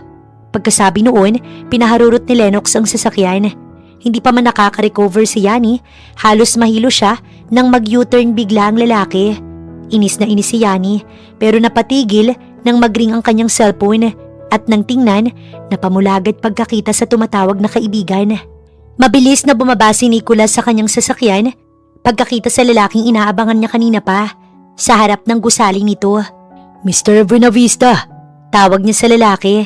Pagkakita sa kanya ay ngumiti si Dwayne. Nicholas, galak nitong sabi. Pwede ba kitang makausap? Tanong ni Nicholas na agad namang sinang-ayunan ni Dwayne kaya inanyayahan siya nito sa opisina ng lalaki. Wala talagang ideya si Dwayne na si Mia ang sadya niya. Inanyayahan pa siyang umupo pagpasok nila sa opisina. Akala marahil ng lalaki about business ang kanyang ipinunta. Galing ako sa parents ni Mia and I heard Mia was kidnapped. Panimula ni Nicholas. Nagulat ito sa kanyang sinabi. Hindi niya alam kung dahil ba nalaman itong close siya sa parents ni Mia at kilala niya ang asawa nito or nakidnap ang babae. At kung si Dwayne ang may gawa nito, bakit parang walang alam ang lalaki?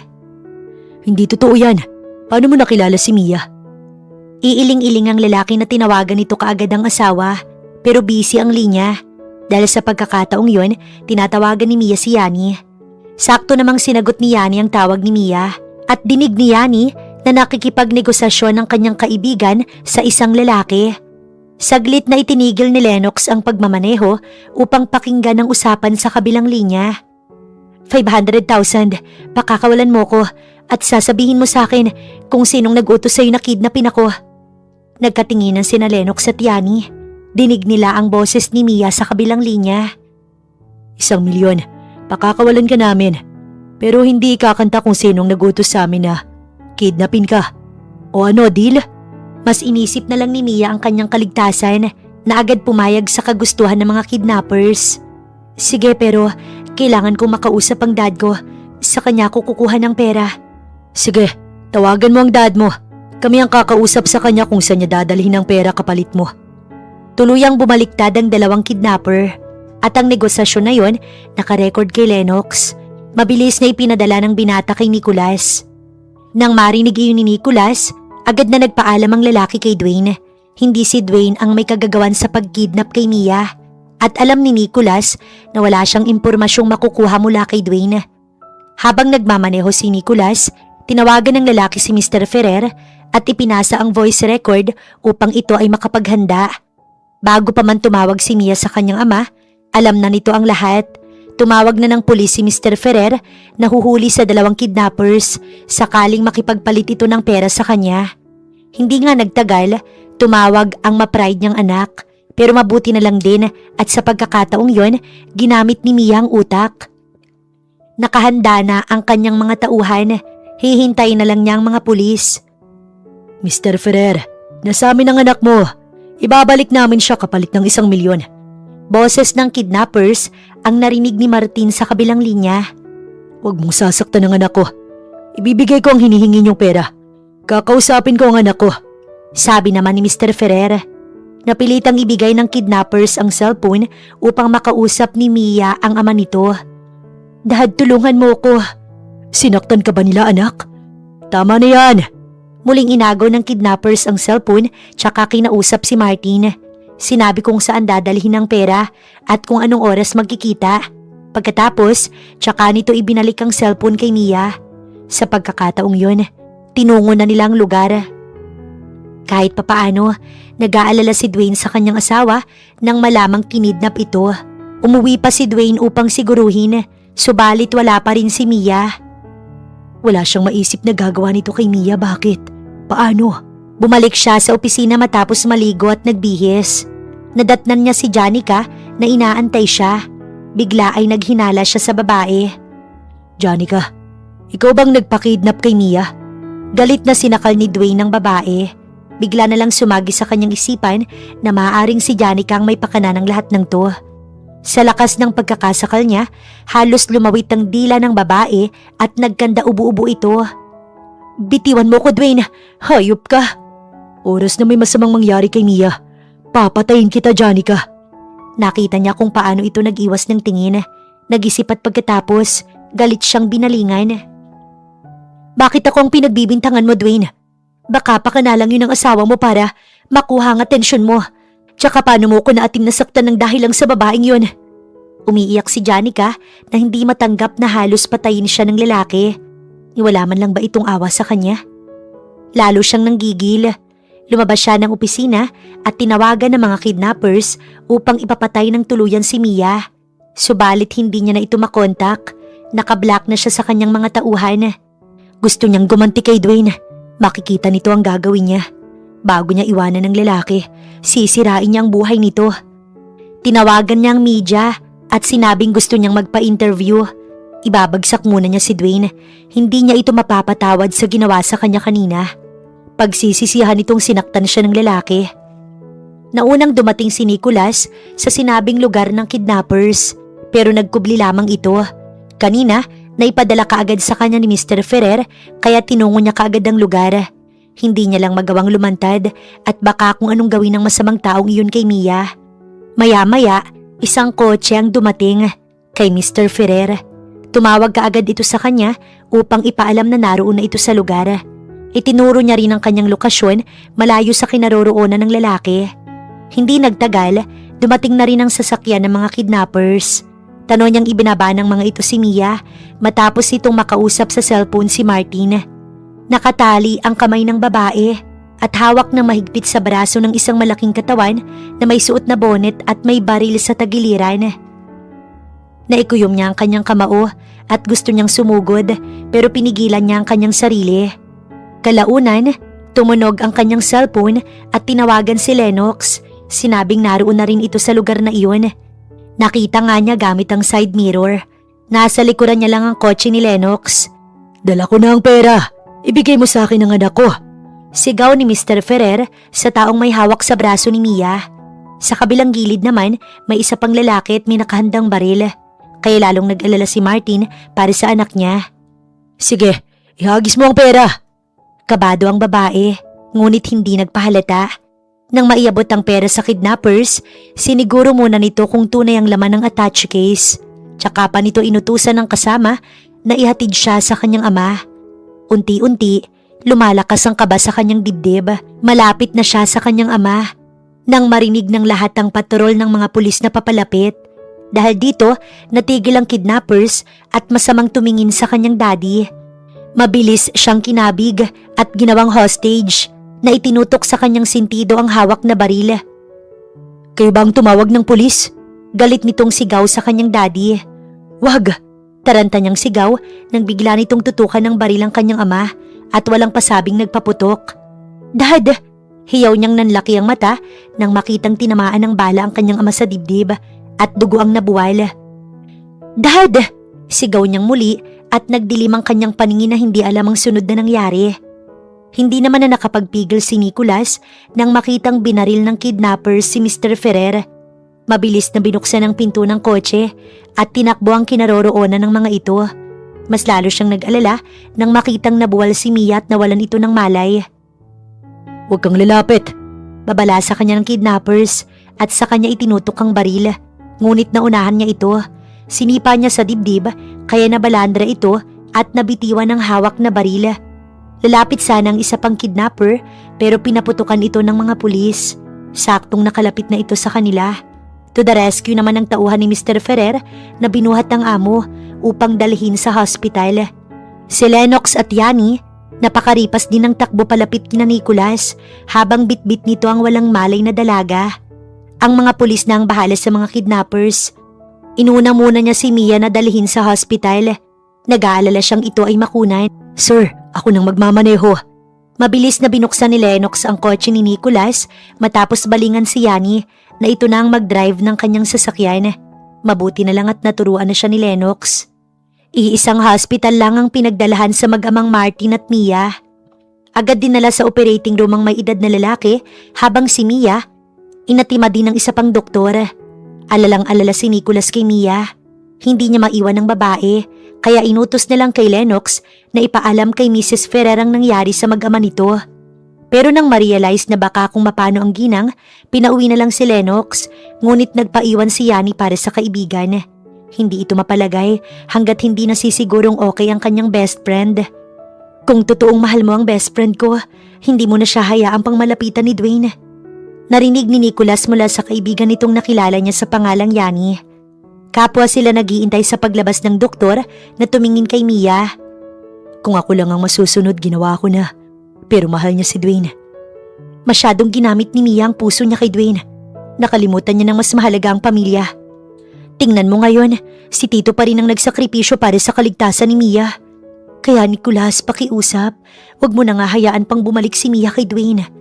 Malungkot ang boses ni Yani na may pagmamakaawa. Hindi niya kasi nakitang naging masaya ang kaibigan sa naging asawa nito. Hindi siya boto kay Dwayne. Tumango si Nicholas. Tama si Yani. Magkakaanak na sila ni Mia. Kaya kailangan niyang protektahan ng babae at huwag hayaang gawin ang mga kagustuhan nito. Maya-maya, lumabas na ang doktor sa loob ng kwarto. "Doktor, kumusta si Mia?" Magkasabay na lumapit si Nico at si Yani sa doktor. Masyadong na-stress ang pasyente. Nag-collapse dahil sa matinding takot at maaaring maapektuhan ang batang dinadala niya. Kailangan niya ng pahinga. Kung maaari, wag siyang hayaang mag-isa. Nagpalipat-lipat ng tingin ng doktor sa dalawa at tinanong kung sino ang kamag-anak. Sinabi ni Nicholas na ito ang ama ng dinadala ni Mia.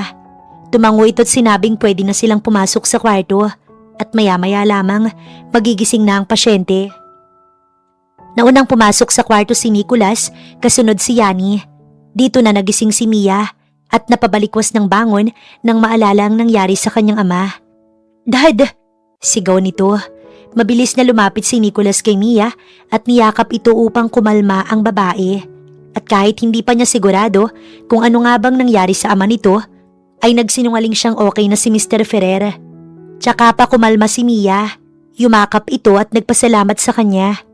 Tahimik lang si Yani na pinanonood ang dalawa. Ikinanta si Janica ng mga nahuling kidnappers dahil piniga ito ng mga pulis kung sinong nag-utos dito. At sa araw ding yun, headline ang interview ng mga taga-media kay Janica tungkol sa panluloko ni Dwayne sa asawa. Ibinulgar nito ang mga ginawa nilang kalokohan, kaya ganoon na lamang ang panggagalaiti ni Dwayne kay Janica. Makailang beses nitong tinawagan ng babae na itigil ang kahibangan.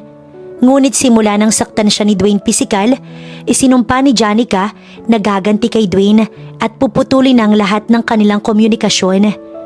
Sinaktan siya at ginamit kaya patas lang sila ngayon. At ang interview na iyon ni Janica ay napanood ng lahat, mga magulang ni Dwayne maging si Mia. Hindi niya na kailangan ng ebidensya dahil alam na ng buong mundo. Mabilis na tinawagan si Dwayne ng kanyang ama at itinakwil ito sa kahihiyang idinulot sa kanilang pamilya. Habang si Janica, pagkagaling sa kanyang interview, pinusasan ito ng mga pulis at dinala sa presinto. Doon nakita ni Janica na nag-iintay sa kanya si Mia. Kalalabas lamang ng babae sa hospital at kasama niya ngayon si Nico. Galit na galit si Mia na pinagsasasampal si Janica.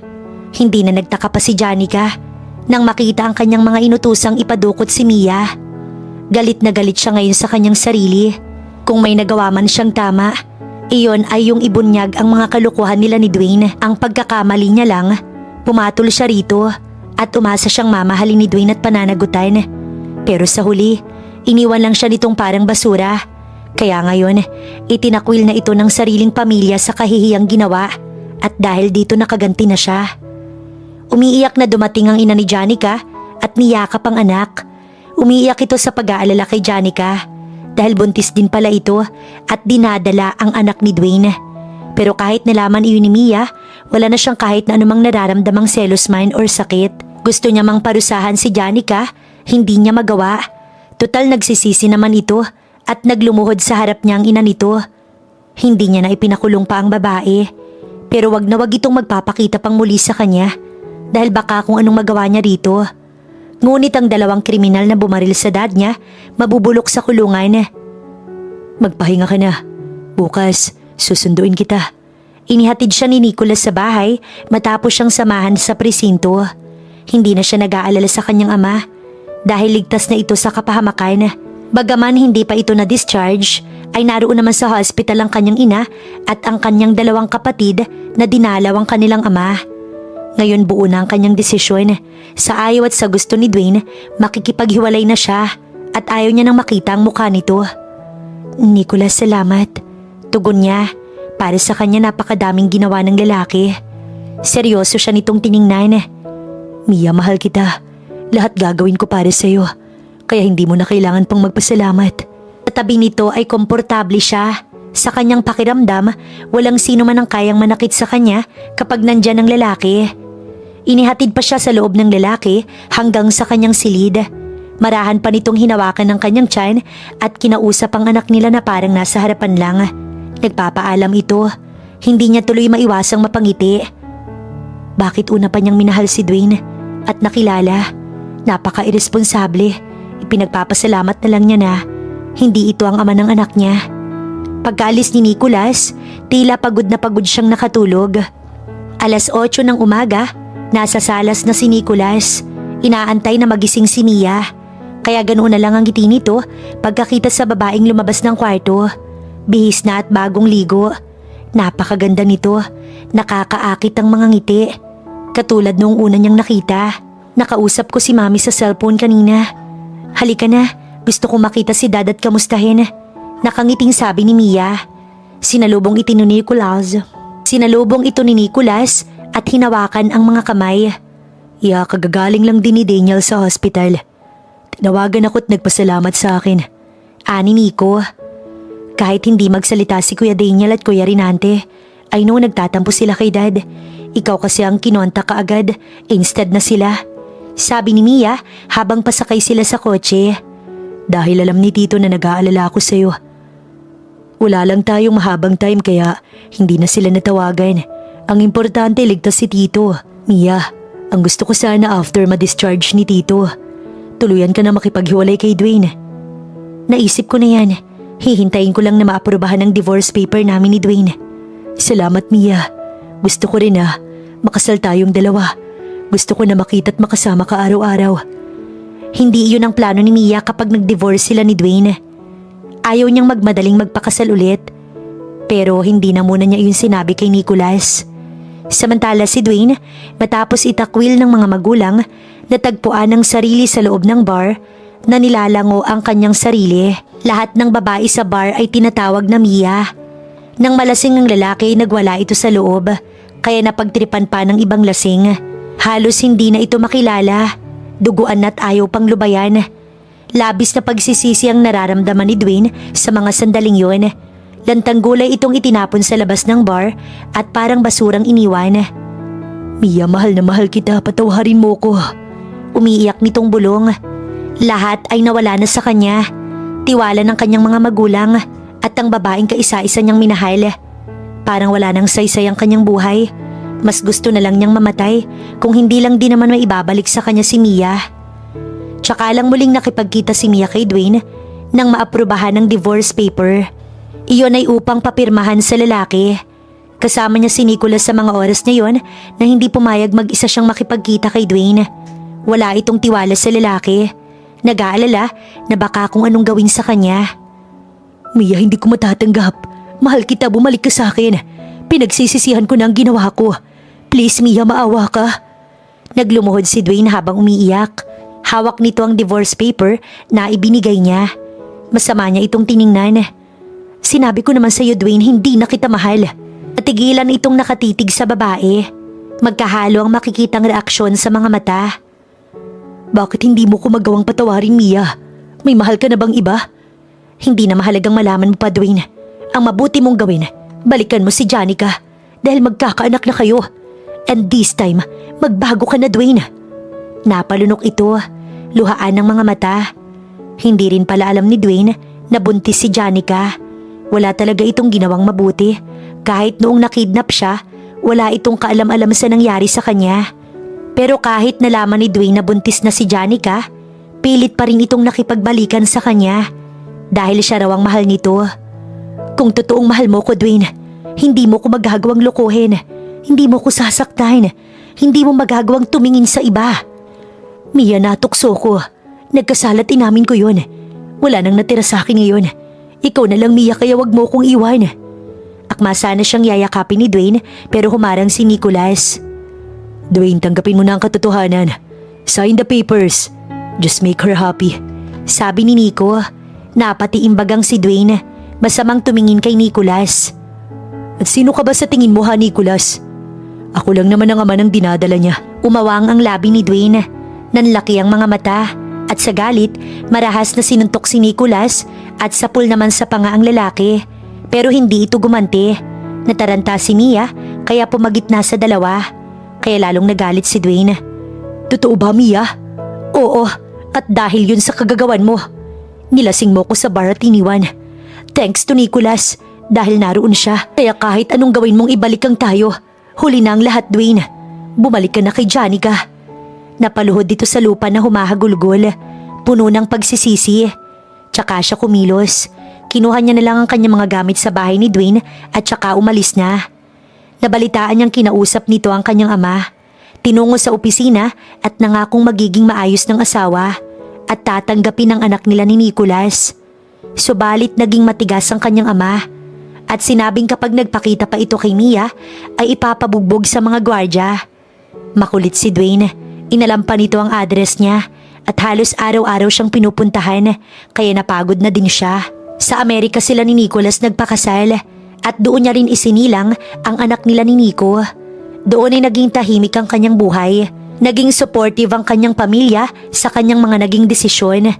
3 taon nang lumipas matapos magsilang, bumalik si Mia sa Pinas kasama ang asawa at anak. Umaasa na hindi na makikita pa ni Anino ni Dwayne. Dahil matagal na siyang nakamove on, si Nicholas na ngayon ang mahal niya. Tumuloy sila sa lugar ni Nicholas, karga nito ang anak na 3 taon na. Naroon ang mga magulang ni Nico at masaya silang sinalubong. Tumawag din ang kanyang ina at sinabing naghanda ng dinner upang magkakasama silang muli pagkatapos ng ilang taon at nais ding makita ng mga ito ang kaisa-isang apo. Noong magdesisyon siyang magtungo sa Amerika upang iwasan lang si Dwayne, sa totoo lang ay desisyon iyon ng dad niya. Sa unang pagkakataon, sinunod niya ang kanyang mga magulang kahit na nasanay siyang sinusunod ang kanyang gusto. Yun ay dahil natuto na siya sa kanyang mga pagkakamali na hindi lahat ng mga naging desisyon niya ay tama. Pero kahit ganoon, hindi niya pinagsisihan ang lahat ng mga nangyari sa kanya.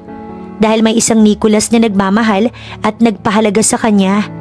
May isang Nicholas na itinama lahat ng kanyang pagkakamali. Salamat sa lalaking to. Sa baba na sina Dad at Mom. Naramdaman ni Mia ang palad ng kanyang asawa sa balikat. Nasa kwarto pa siya't nag-aayos. Sa halip kasi na umuwi ng bahay, inaya nilang mag-asawa ang magulang na dito mag-dinner. Nagpahanda na lang sila sa maid ng pagsasaluhan. Ito ang unang pagkakataon na buo ang kanilang pamilya sa isang dinner. Ang parents ni Nicholas at ang kanyang magulang. Dahil noong ikasal sila sa ibang bansa, busy ang dad nito kaya hindi nakarating sa kasal nila. At tanging mami lamang ni Nicholas. Yeah, ready na, let's go. Malambing niyang sabi na may ngiti sa labi. Hawak ang kanyang palad na bumaba sila. Dinaanan ng kanilang Yunika iha sa kwarto. Sa baba, excited ang lahat. Naroon ang kanyang dalawang kuya na magpahanggang ngayon wala pang asawa pero may kanya-kanya ng GF na inintroduce sa kanila ni Nicholas. Niyakap siya ng kanyang pamilya, maging ng magulang ni Nicholas, natanggap siya sa pamilyang yun. Masayang masaya ang mga ito sa nag-iisa pa lang na apo. Masaya silang nag-dinner. Naroon ang biruan, tawanan na first time nangyari sa kanyang buhay na magiging ganito siya kasaya. My God, best friend, napakaganda mo today. Ikinasal ka lang kay Nicholas, nag-blooming ka bigla. Hindi tulad nung kasal ka pa kay Dwayne. Sa araw na yon, nagkaroon ng pagkakataon si Yani na siya'y dalawin. Ngumiti siya at nakipagbeso sa kaibigan, tsaka inaniyahan sa loob ng bahay. Nagpahanda din siya ng merienda sa maid. Salamat naman at napadalaw ka. Kamusta na kayo ni Lennox? Tanong niya na inanyayahan itong umupo sa sofa. Nag-rolled eyes ito nang marinig ang pangalan ni Lennox. Ipon muna bago love life, best friend. Buti sana kung kasing yaman ni Papa Nico, no? Mataray nitong sabi sa kanya na tinawanan niya lamang. Nakikita niya kasing may chemistry ang dalawa. Yun nga lang ay aso't pusa. Kayo ang bahalang dalawa. Makakapaghintay naman yung matres mo.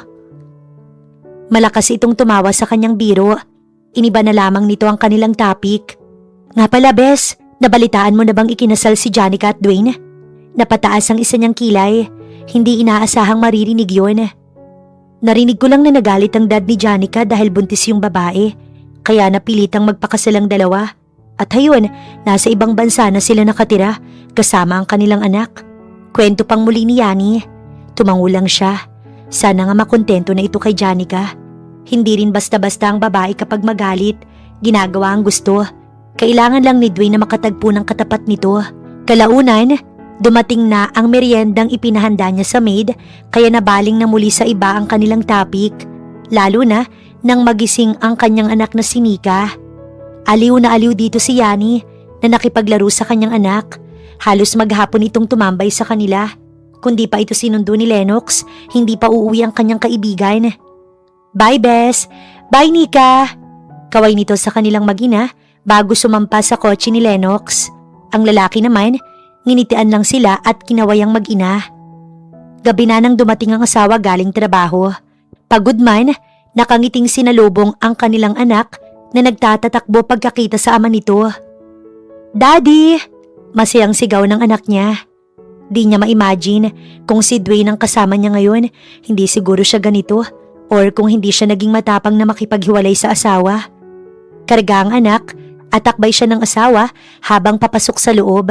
Kinukwento naman ng anak nilang si Nika ang pagdalaw ng kanyang best friend, habang ang ama matamang nakikinig sa sinasabi ng kanilang baby girl. Pagdating sa sala, sumalubong ang maid at sinabing nakahain na ang hapunan. Magbihis lang muna ako. Mauna na kayo ni Nika. Baling sa kanya ng asawa. Tumango siya at kinuha ang anak sa ama nito tsaka naunang nagtungo sa komedor. Saglit lang naman sa kwarto si Nicholas kaya masaya silang sabay na naghapunan habang pinag-uusapan nilang mag-asawa ang kanyang planong i-pursue ang pagde-design. Sa totoo lang matagal niya ng plano yun at kahit alam niyang supportive ang asawa, mas pinili niyang alagaan na muna ang kaisa-isang anak. At ngayon, malaki na si Nika, kaya niya nang i-handle ng sabay ang kanyang pagtatrabaho at pag-aalaga sa anak niya. Malapit na kasi itong mag-aral. Sure, Mia. Kung anong magpapasaya sa'yo gawin mo. Basta nandito lang ako at handang suportahan ka. May ngiti sa labing saad ng asawa. Sa tuwa, napatayo ang babae at yumakap sa asawa upang magpasalamat. Hindi siya nag-alangang hagkan ng asawa. Kahit naroon ang kanilang anak na ngayon, tuwang-tuwa at napapapalakpak sa ginawa niya. Ang kaso nasundan si Nika. Wala pang isang buwan na pag-alamanan niyang naglilihi siya sa ikalawang anak. Kaya ipinagpaliban na lamang niya iyon. Mas excited kasi siya ngayon sa paparating nilang second baby ni Nicholas.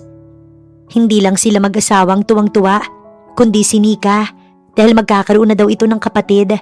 Maging ang kanilang mga magulang nang mabalitaan na pasugod sa kanilang tahanan. Sa pagdating ng pangalawang baby nila ni Nicholas ay may hatid iyong kasiyahan para sa lahat. Mas naramdaman ni Mia ang pag-aalaga sa kanya ng asawa.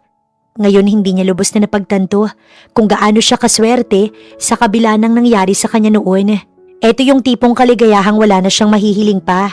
dahil may masaya at buo na ang kanyang pamilya.